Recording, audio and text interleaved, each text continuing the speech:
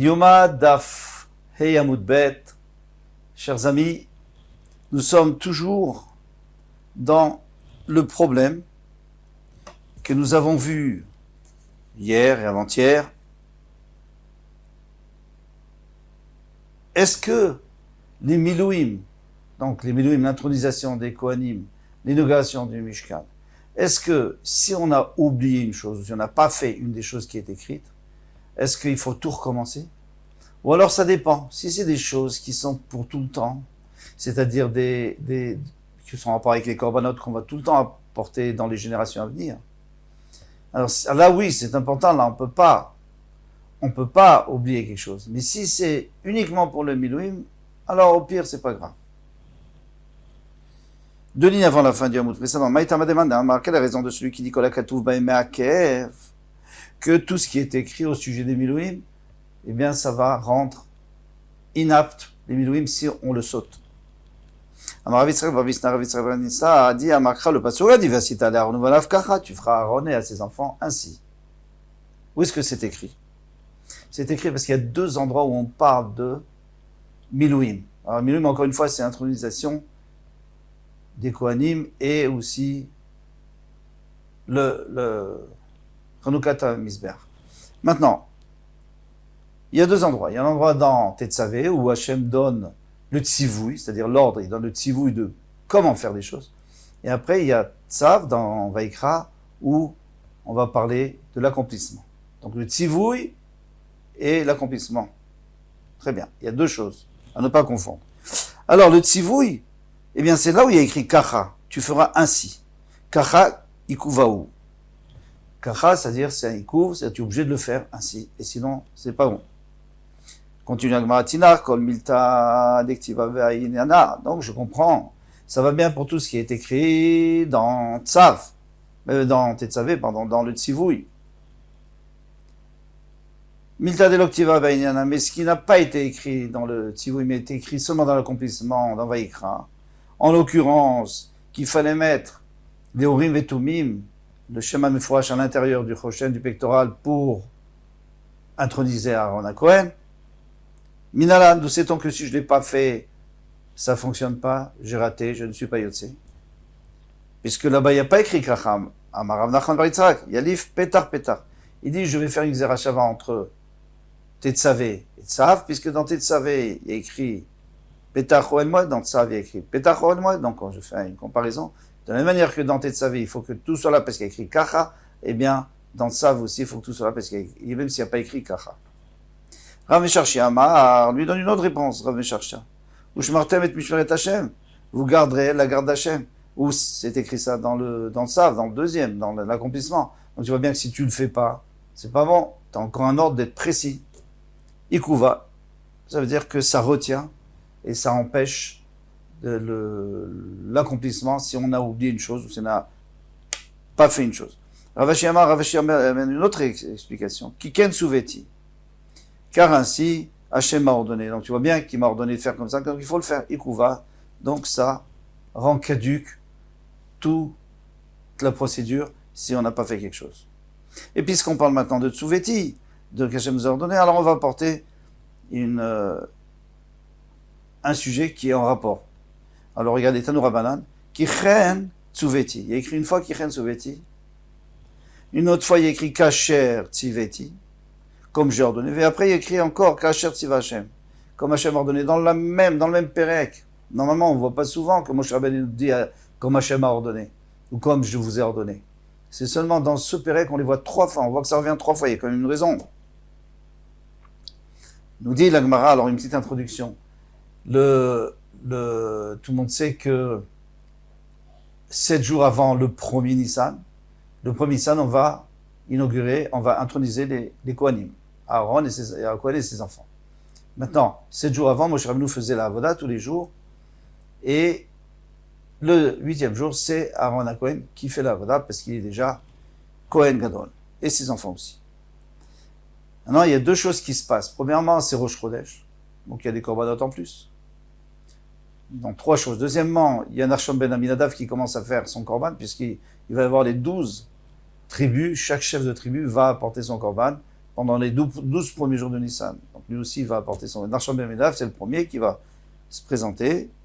Et il y a une troisième chose que malheureusement, Nadav et Avi ont voulu apporter un Ketoret et ils n'avaient pas le droit et ils sont Niftarim et donc on les a pris, on les a sortis.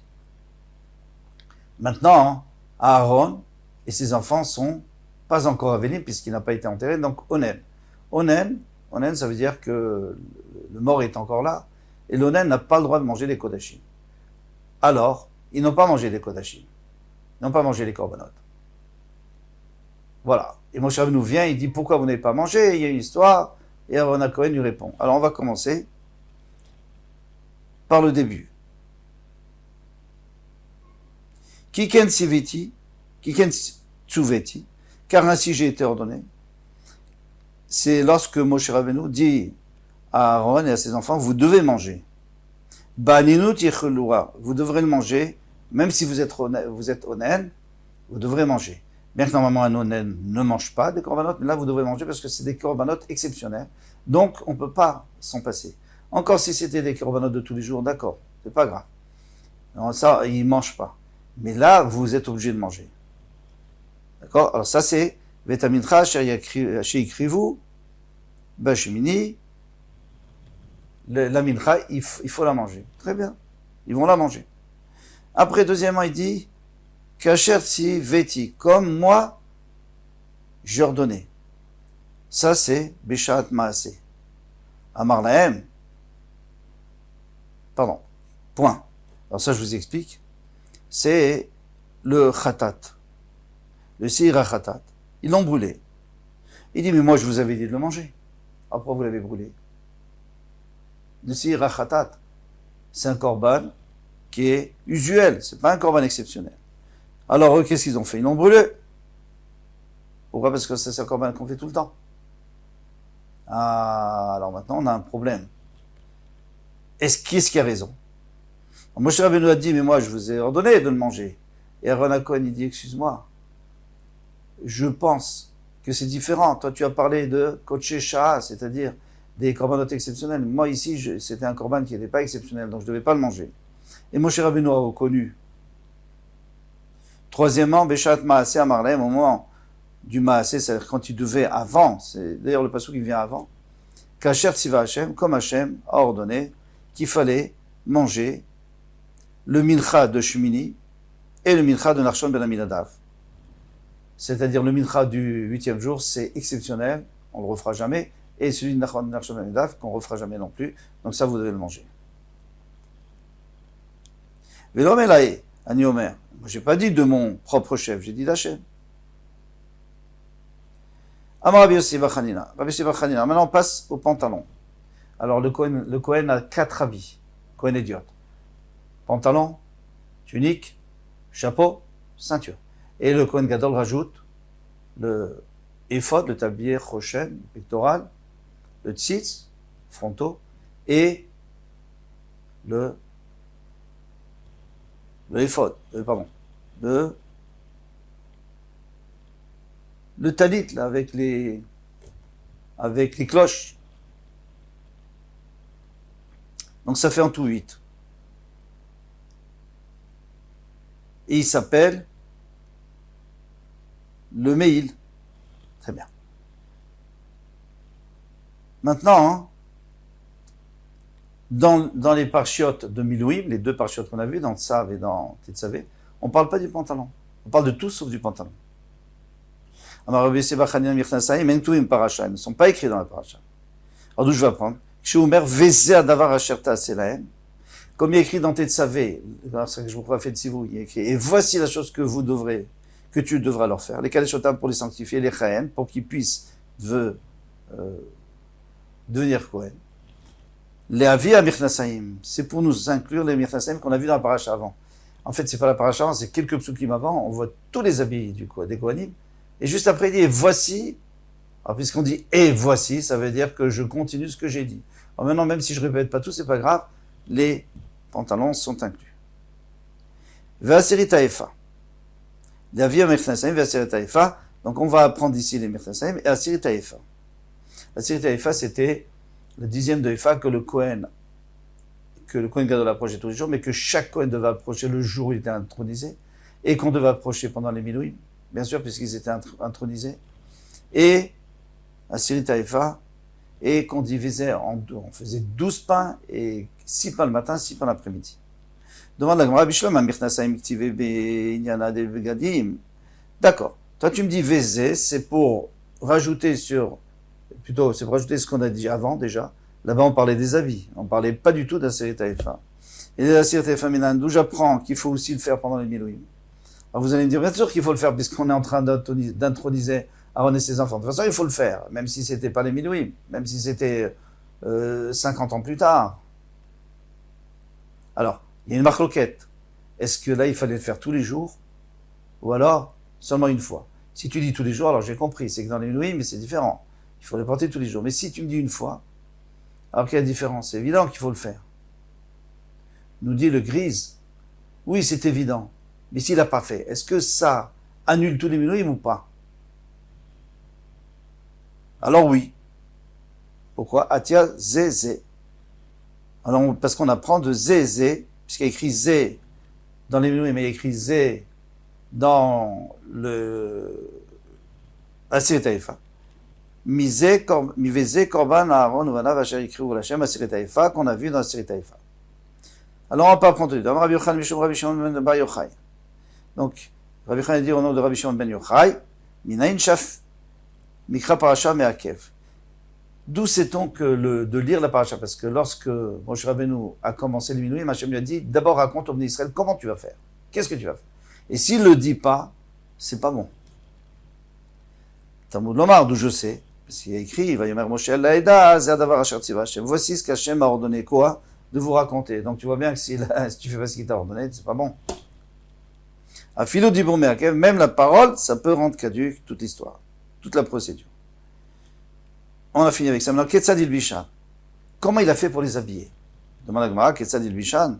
Mander ve'ava. Tu me demandes comment il a fait. Alors, voilà, c'est passé maintenant. Qu'est-ce que ça change? Ça te change à quelque chose.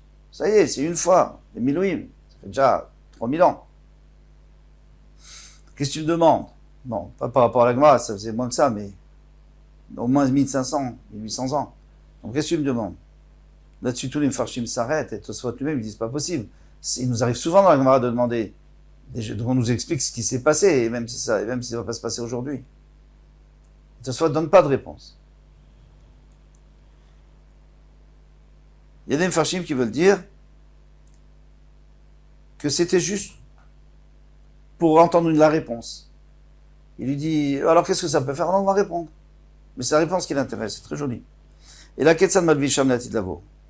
Comment est-ce qu'il va faire pour l'habiller au temps du Betamikdash Hashishi, le troisième Betamikdash qui va tomber du ciel? Latid Lavo Nami, l'Archiavo Aaron Uvanav Moshe Imahem. Mais attends que vienne le Mashiach et que Moshe vienne avec Aaron et on va voir comment il fait. Pourquoi tu me dis maintenant? Et la Ketzad il-Bisham, les Misbar Krei, il dit non, parce que j'ai un problème avec les psukim. Pour expliquer les psukim sont contradictoires. Alors comment est-ce qu'il a fait pour les habiller, puisque dans un pasuk on va voir qu'il a habillé tout le monde en même temps, et dans un autre pasuk Aaron après ses enfants. Les enfants de Rabbi Chia qui s'appelaient Yehuda et Chizkia, ils sont marloquettes contre Rabbi Yochanan. Chadamar Aaron v'chakabana, il y en a un qui dit Aaron après ses enfants, v'chadamar l'autre dit Aaron ou banavvatachat, Aaron et ses enfants en même temps. Alors il faudra comprendre comment on peut habiller 2 personnes en même temps, ou 5 personnes plutôt, puisqu'il y avait 4 enfants. Ça on verra plus loin dans le Gemara. Marabayek, Bektonet ou Misnefet, Kole alma l'obligé d'Aaron v'chakach banav. Si tu parles de la tunique et du chapeau, ça c'est sûr que c'est d'abord Aaron et après ses enfants. Pourquoi de Ben Betsava ou Ben Beasia? Parce que soit dans le Tzivouy Hashem, donc dans Tetzavé, soit dans la Asiya, dans Tzav, l'accomplissement, Aaron Kadim, on a vu Aaron en premier. Qui pliquait Bavnet. La marloquette, elle est seulement au niveau de la ceinture, et ça, parce que justement, il y a 2 psukim qui se contredisent. Mande Aaron ve'achar karbanav, celui qui a dit Aaron après ses enfants, parce qu'il est écrit ve'echagor oto Bavnet. Il a ceint Aaron avec une ceinture. Et après, ve'adakti ve'echagor otna Bavnet. Et après, il dit qu'il a mis à ses enfants. Mande Amar Aaron banav, mais c'est celui qui dit que tout le monde en même temps, Dirtif, et c'est écrit, Vechagarta otam, et tu les scindras, eux, c'est-à-dire tous en même temps. Donc, en fait, on a deux psukim qui se contredisent, et chacun a compris un pasouk, et après il faut expliquer dans la Gemara à venir comment il s'arrange avec l'autre pasouk. Un qui suit le pasouk, celui qui suit le pasouk qui dit les deux en même temps, ou les cinq en même temps, donc lui, il va dire les cinq en même temps, celui qui suit le pasouk qui dit l'un après l'autre, alors il va dire l'un après l'autre. Il faudra voir comment il s'arrange avec l'autre pasouk, et quand on aura arrangé tout ça, alors il n'y aura plus de problème entre les psukim, parce que les psukim voudront dire autre chose que ce qu'on pense. À demain, Bezrat Hashem Kol Tov.